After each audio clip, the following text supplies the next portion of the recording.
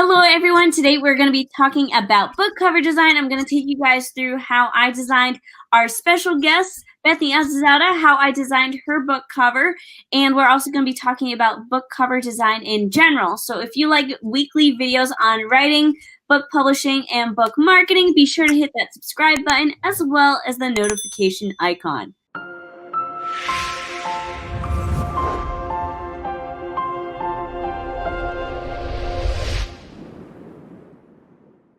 So my name is Mandi, Lynn. I'm an author, book cover designer, and the creator of the book launch planner. And today we have a special guest, Bethany Atazadeh. Bethany, would you like to introduce yourself? Sure. I am the author of young adult sci-fi and fantasy, mainly The Stolen Kingdom, which is the series we're going to be talking about today. So, if you guys came from Bethany's channel, you've already seen the cover for her second book in the Stolen Kingdom series, and she did a rebranding. So if you guys want to know the details behind the rebranding, visit Bethany's channel. We also did another video on Bethany's channel, so check it out. But today I'm kind of going in deep into the design process of that book cover, as well as some design things you want to keep in mind when you design covers in general. So the moment of truth, if you haven't seen the cover yet, drum roll please. So I have it open up in Photoshop so I can kind of poke around with things with you guys, but we're going to be going over a few different things. So Bethany already talked about this really quickly about why she chose to redesign the entire series, because she already had all the covers designed, even if all the covers aren't released yet. And then she made the crazy decision to rebrand. Yes, I did. Let me pull up Amazon so this is her genre of choice. We have the bestsellers of teen and young adult fairy fantasy tales and folklore adaptions. And if you scroll through, you will notice we have 1 princess, 2, 3, 4, 5, 6. Well, that's kind of a print. The general pattern is there are princesses on the cover, and most of them are in beautiful dresses. So, which is why we did this rebranding here. And Bethany and I worked very closely with each other to do this rebranding. And Bethany, would you say it was a good experience? It was so much fun. We literally could not stop talking about how cool it was turning out. And I honestly had no idea what it was going to look like. So to see it now, it's definitely above and beyond what I was picturing. And that is really cool all in itself. And there's no pressure like designing a book cover for a friend. So one thing I wanted to do that would be fun would be to take you through the different steps that this book cover took. Initially, this is like what I asked you to do, and I picked this model thinking it looked like Rena, but now I'm so glad we did not go with her because she's so not right for it. Yes. Yeah, and then I asked you to pick these elements. So you picked them based on kind of my, what do you call it? Like your portfolio thing, your form. Oh, yes. So with every cover design client I have, they fill out a form. So Bethany, just like everyone else, filled out this form to kind of tell me what she wanted. I believe you said water elements, which is where this came in. We wanted to still tie in the castle, and we also wanted to make sure it matched the first book cover in the series, which is super important. And that would be this book cover. So we have things that are matching in general, but it was still very much off. So the first thing was Bethany decided that this model no longer looked right. Then we found a second model, and this is the model that we used. And if you look at the cover, you can notice that she looks quite different. And you guys, this is so cool how Mandi made her a redhead and she made her dress different, and it's not even the bottom. Didn't you do the whole bottom? Yeah, so that's a completely different dress, actually. And we even went ahead and removed this tattoo that was there. That's no longer there. We changed the dress color. The dress, so this is a different bottom of the dress. And that would actually be, Bethany, I don't even think you've seen this. No, I haven't. That would be this dress. Ah, that is so cool. It was yellow and huge. So that's the magic of Photoshop. And I believe this is the castle, but that didn't change too much. But so this was draft 1. That's the final draft. And then another fun thing is if you, we started off by changing the model and, it still didn't feel right. Then we called her the Ice Queen. Remember? Yes. Because it was so white and it looked kind of like snow because her dress was white. So yes. If you wanted to do a Frozen retelling, this would probably be really good. That would be perfect. So then we tried, let's change the dress color. And that didn't work. And then we realized the issue was that the Stolen Kingdom cover was very warm and this cover was feeling very cool. And there's a tough balance because no matter what with blue, you're always going to feel cool. But we tried to make it warm. And that was the result. And I looked like it now, and I'm like, oh, I don't like it. Well, some of it was good though. You went to the title being gold, which I love, and then you also had a really cool background there. Just throw that. And then I went purple because I like the color purple, and I personally still love this cover. But Bethany was like, I'm not a huge fan of purple.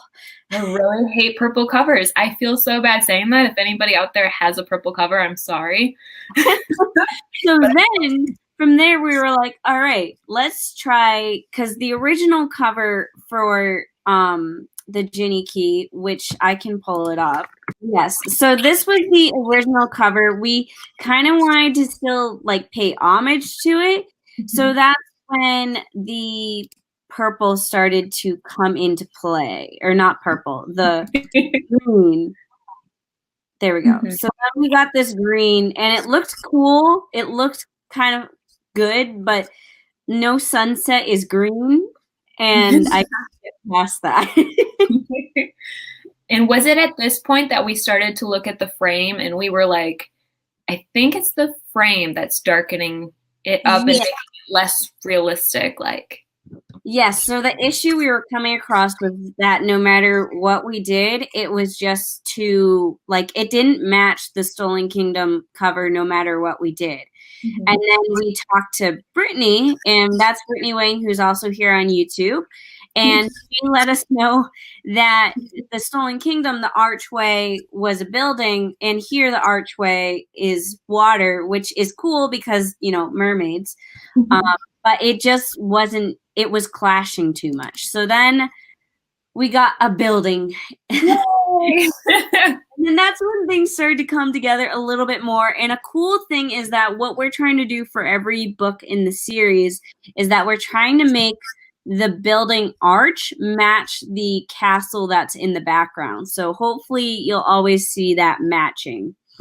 And we kept coming up with more steps like this that will be, what did you call it? Continuous through all 4, so that it's like I'm like missing the right word here. Do you know what I'm talking about? Where it's like, it'll always be like, it's very cohesive throughout the entire series, even though each cover will hopefully be very different. But there are these elements like the archway, the castle in the background, the billowing dress, the way the model is standing. Like, we're hoping these will always be things. We got now 2 sun rays, so that's going to be a thing as well. Have always gorgeous, vibrant sunset. Yes, and we love the fact that, like, the more they look alike, the more people know instantly on Amazon this is the same series. Exactly. That's so important. And so just as an FYI, for those who don't know, I did not design the first cover, the first Stolen Kingdom cover. Like, the one with the new Stolen Kingdom cover, I did not design this. It was someone off of 99 Designs. So, because I was, bogged down by life.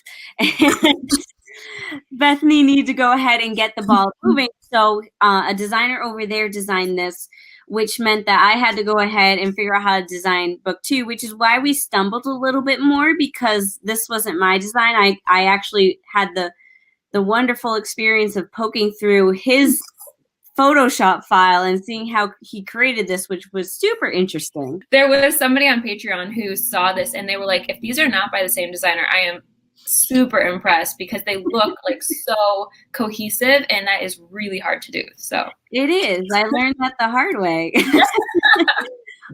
So this still isn't the final cover here. We ended up making the building a little thinner because the building was thin here. So you do see what we're talking about here, where the dress kind of takes up the whole bottom of the book. The sunset over the shoulder, the way the models are standing. Yeah. This archway matches the building in the background. So yeah, all of that is cohesive. That's when we started seeing how the warm colors were totally working, and we're like, we're on the right track. This is awesome. Yes. And then this right here is the final cover. So we can see we just played around with like the little swooshy stuff in the background to make it more obvious that it's a fantasy. And then we, like I said, just thinned out the building at the edges. And it ended up being just a really fun, gorgeous cover. So there you have it, the two final covers side by side. So you can see how similar. We've got the little pretty fantasy elements, and it all just looks beautiful and gorgeous, even though they're two totally different like types of stories. They really are, though. They're so different, and yet when you put them next to each other, you're like, they go together, which is just, it blows my mind how perfect they go together, because like you said, the elements, and I don't know if we're going to get all of them for the third and fourth book, especially the models standing like that. Mandi was like, I don't know if we're going to find it, but we're going to try. Yes. It's so cool how they match. Now is the part where I want to take you guys into the Photoshop file, because some of you have seen, just how far things have gone, where, just the model is so many different pieces. And this, I don't know how many layers I have in Photoshop right now, but it's a lot. So as requested by Bethany, I'm going to one by one turn off some of these layers so you can kind of see how much goes into it. And we've got the building. Ooh. We've got colors. She's looking very odd these days. That's the model ourselves. I actually don't know why there's a little bit of a ghost there. I probably did something that I don't remember. We've got her little glow in the background. We've got the swirls. Let's remove the model now and see. Oh, wow. That's a fake rock I added in to make sure that the building looked like it was supposed to be there. This is our rocks, I believe. So yes. So if that wasn't there, we'd have a building floating in the water. Yeah. And then that's our castle. And that's more just colors. We've got the last bit of the sun ray, because yes, that sun ray did not exist. That was a completely artificial sun ray that I added in. We've got some blue effects to the sunset, so it was matching her dress. Wow. And then, so let's one by one turn everything back on, and hopefully you still think it looks great after all that. This is so fun. So, yes, there's that sun ray now. Now you know it's fake. You should count how many layers and, I don't know, put it at the bottom or something. Well, actually, if I make a new layer, I think it'll 116. 116? Yeah. Wow. That's how much work goes into a book cover, especially fantasy book covers, because there's a lot. But it's so worth it, and this looks so incredible. I feel like if I were the reader, I would immediately, I'd be, well, I am biased, but just it draws me in, and it's got that 80-20 rule that I always heard of, where it's 80% light, but there's 20% dark, and it's a very nice balance.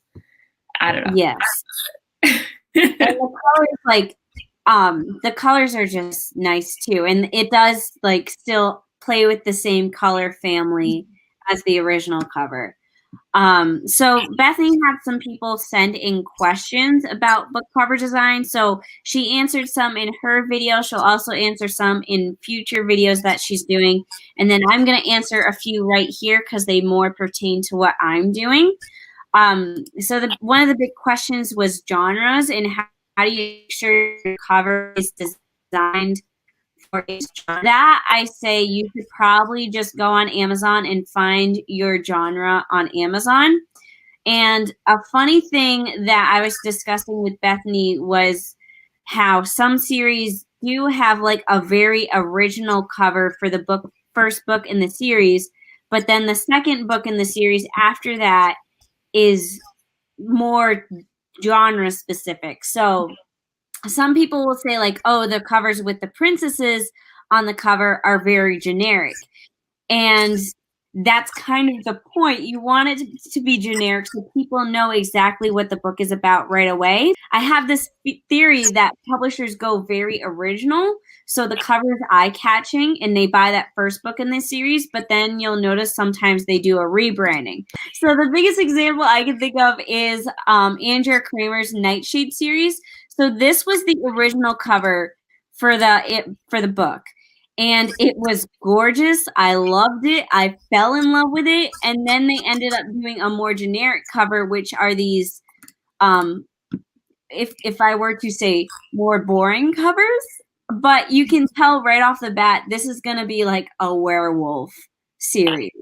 Like, you don't get that from this. You get more witch vibes. So even though it's super pretty, this new cover ends up translating better what the story is all about. So the first, again, this is just a theory of mine. The first cover they release is very eye-catching, getting people just to buy it. Then once the series is more established, they're like, okay, we need a cover that just says what the book is about.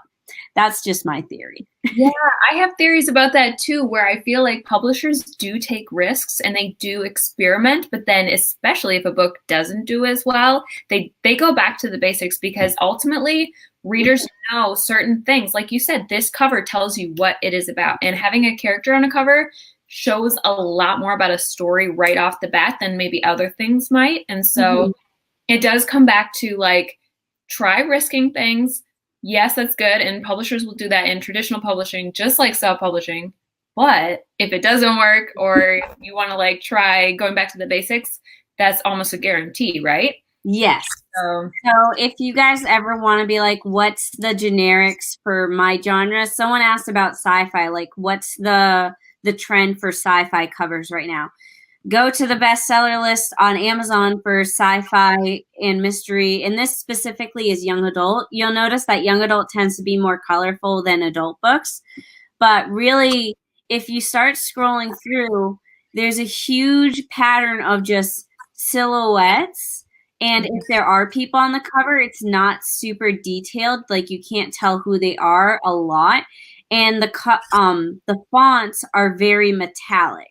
So just by visiting the Amazon pages for the bestseller list, you can get a lot of information as to what your book cover genre generally should look like. And that's funny you say that, because Evelyn's Number and Pearl's Number, my sci-fi series, has silhouettes on the cover.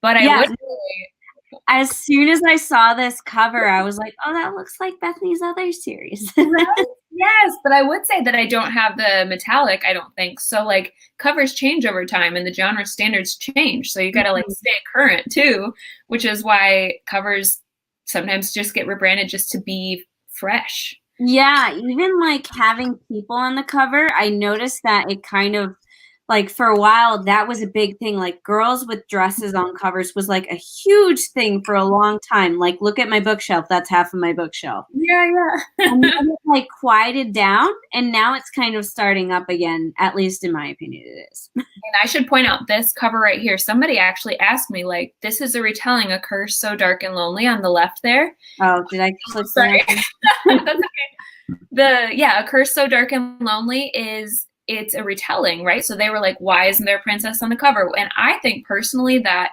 because she's a New York Times bestselling author, and it says so right there, they get a little more freedom because it's almost like they have such a good fan base that they're guaranteed sales. And if your cover is what sells your book, so if you've got a guaranteed, you're going to have the sales snowball rolling already, then you can take more risks with a cover. Absolutely. Plus, again, this could just be the...